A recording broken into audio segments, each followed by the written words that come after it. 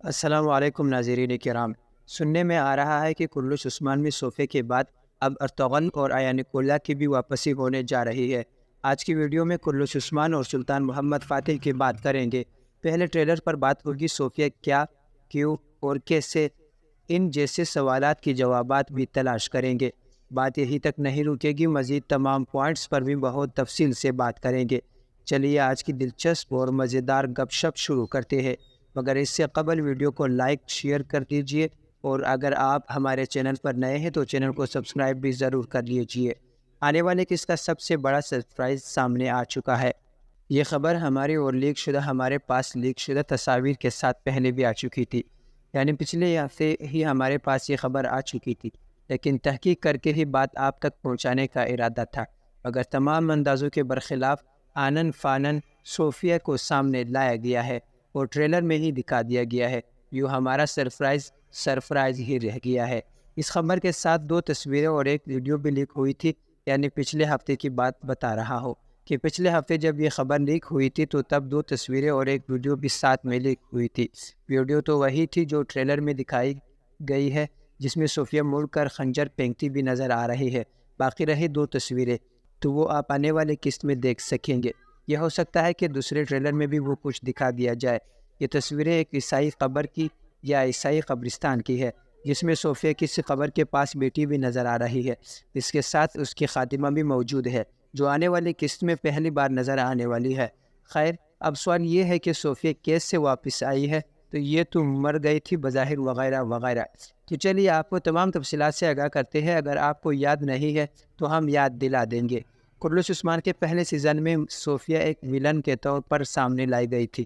اس season کی آخری قسط میں عثمان غازی نے اس کے پیٹ میں تلوار بھون کر گہرا زخم لگا دیا تھا، پھر قلعے کے فصل سے تھپڑ مار کر نیچے بھی گرا دیا تھا، مگر گرتے ہوئے صوفیہ کے لیے اچھی بات یہ رہی تھی کہ وہ نیچے بنی چوباری پر گری، جس سے چوٹ کم لگی۔ ہیلینا اپنے ساتھ اٹھا کر بھاگ گئی۔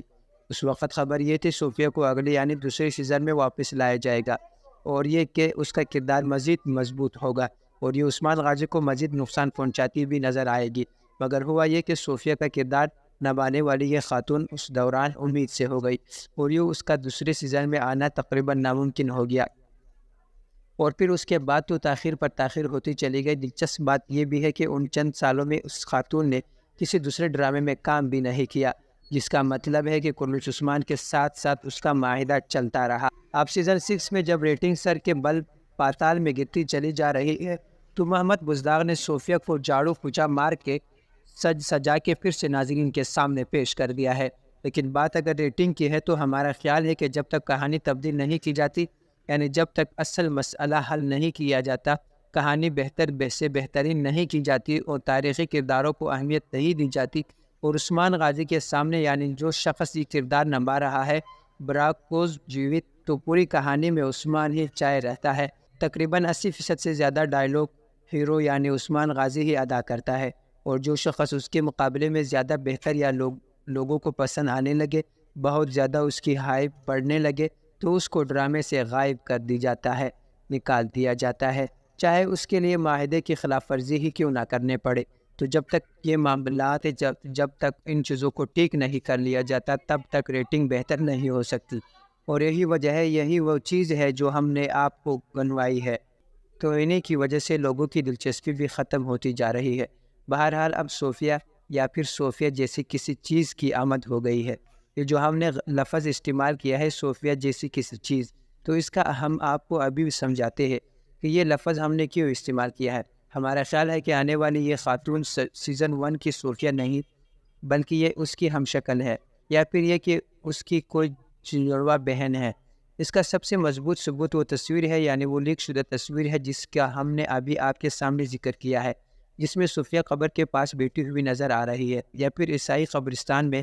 اب وہ قبر یقیناً اتنی اہم تو ہے، کوئی نہ کوئی اس کی اہمیت ہے جس کی وجہ سے اس کو قسط میں دکھایا جا رہا ہے، یعنی کوئی نہ کوئی بات تو ہے اس میں، اور یہ خاص بات یقینی طور پر اس کی یا تو بڑی بہن کے طور پر ہو سکتی ہے یا پھر جڑواں بہن ہو سکتی ہے، اور اگر وہ بڑی بہن بھی نہیں ہے اور جڑواں بہن بھی نہیں ہے تو پھر اس کا مطلب یہ ہے کہ پھر وہ ہیلینا کی قبر ہو سکتی ہے۔ اب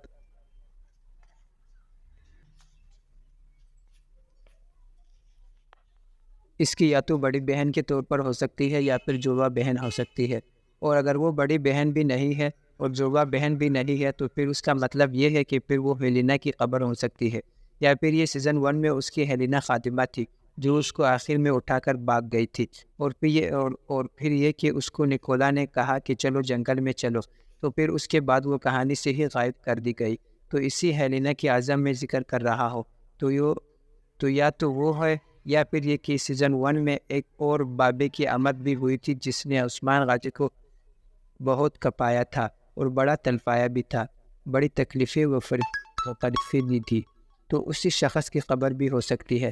بہرحال یعنی کہنے کا مقصد یہ ہے کہ قبر میں اگر اس کی بہن ہے تو پھر یہ جو ابھی سیزن 6 میں جو لڑکی ابھی ہمارے سامنے آئی ہے یہ صوفیہ نہیں ہے، صوفیہ کی بہن ہے، اور اگر قبر میں کوئی اور شخصیت ہے تو اس کا مطلب ہے کہ یہ پھر صوفیہ ہی ہے، لیکن اس راز سے پردہ تو قص میں ہی اٹھ سکے گا۔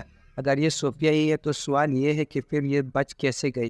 اس کا جواب یہ ہے کہ اس کو لگنے والے تمام زخموں میں سے کوئی ایک بھی ایسا زخم نہیں تھا جسے جان لیوا زخم کہا جا سکے، اور اس کے علاوہ سپاہی بھی ساتھ تھے، لینا بھی ساتھ تھی، اس سب کا مطلب یہ ہے کہ علاج میں کوئی قصر چھوڑی نہیں گئی ہوگی اور صوفیہ ٹھیک ہو گئی ہوگی۔ شروع میں منصوبے کے مطابق واپس نہیں ہو سکی تو سوچا گیا کہ کسی مناسب موقع پر صوفیہ کو واپس لایا جائے تاکہ زیادہ سے زیادہ فائدہ اٹھایا جا سکے، اور اب جب سیزن 6 میں ریٹنگ کی ایسی کی تیسی ہوئی پڑی ہے تو اسے ایک بار پھر لایا گیا ہے تاکہ اس کے ذریعے ریٹنگ کچھ بہتر ہو سکے۔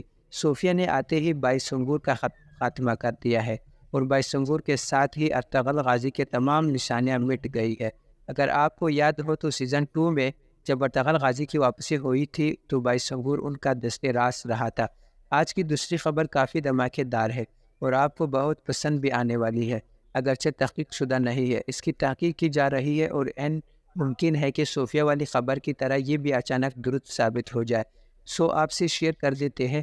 خبر یہ ہے بھائیو کہ محمد بزدار نے ایک میٹنگ بلائی ہے، میٹنگ بھی ایمرجنسی میں بلائی ہے، جبکہ یہ میٹنگ سیزن 6 کی کہانی تحریر کرنے والی ٹیم کے ساتھ رکھی گئی ہے۔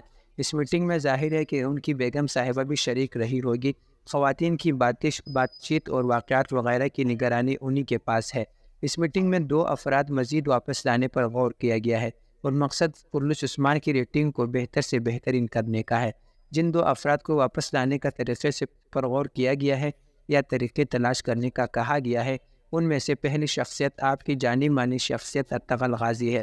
آپ جانتے ہیں کہ سارا کھیل تو ارطغرل غازی سے ہی شروع ہوا تھا، اور اس کھیل کو جب عثمان نے نہیں سنبھال پا رہا تو ایک بار پھر ارطغرل غازی کو واپس لانے کی تیاریاں کی جا رہی ہے۔ ارطغرل کے علاوہ دوسری شخصیت جسے واپس لایا جانا ہے وہ ہے آیا نکولا۔ یہ تو سب ہی جانتے ہیں کہ نکولا اس ڈرامے کا بہترین دشمن رہا اور اس نے اپنی اداؤں اور بات چیت سے ڈرامے کو 4 چاند لگا دیے تھے، عثمان غازی کو بھی ٹھیک ٹھاک ٹکر دیتا رہا۔ ان دونوں شخصیت کا خاتمہ موت کے ساتھ ہوا تھا۔ ارطغرل غازی کی وفات ہوئی تھی اور سب کے سامنے ہوئی تھی، جبکہ آیا نکولا کا سر تو خود عثمان غازی نے اپنے ہاتھوں سے اتارا تھا۔ اب سوال یہ ہے کہ کس بہانے سے انہیں واپس لایا جا سکتا ہے، اب اسی بات پر غور و فکر کیا جا رہا ہے۔ تو ناظرین کرام، اب بات آگے بڑھاتے ہیں، بات کرتے ہیں سلطان محمد فاتح کی۔ سلطان محمد فاتح نے ینیچریو کی شہادت کا خوب بدلہ لے لیا ہے اور بہت ہی اعلیٰ انداز میں لیا ہے، یوں فوج کی ایک بڑے دستے کی آنکھوں کا تارا بھی بن گیا ہے، یعنی اب جنگ آسان ہو گئی ہے، دوسری طرف دشمنوں کو بہترین چوٹ پہنچ گئی ہے، اب وقت آ چکا ہے کہ محاصرے کی ابتدا کی جائے۔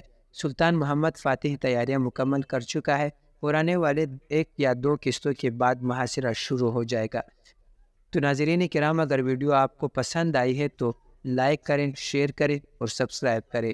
ملتے ہیں بہت جلد ایک اور نئی ویڈیو کے ساتھ۔ اللہ حافظ۔